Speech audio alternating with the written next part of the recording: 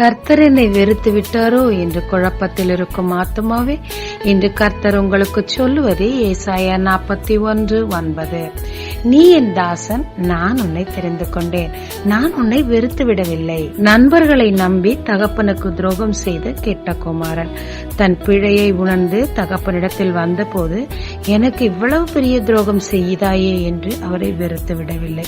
கட்டி அணைத்து மோதிரம் இட்டு விருந்து செய்து உபசரித்தார். அநேக நேரங்கள்ல நம்ம போல கர்த்தரை நினைச்சுக்கிறோம். அவர் அப்படி இல்லைங்க.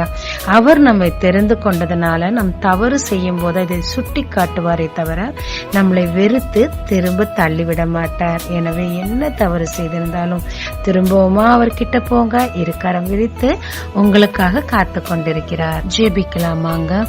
தேவரீர், உம்முடைய அன்பை நான் புரிந்து கொள்ள கிருபை செய்யும். விழுந்த இடத்திலிருந்து உம்முண்டை ஓடி வர எனக்கு கிருபை செய்யும். இயேசு மூலம் பிதாவே, ஆமென். இயேசு கிறிஸ்துவின் நாமத்தில் இந்த நாளில் உங்களை ஆசீர்வதிக்கும் ஜீசஸ் விஷன்.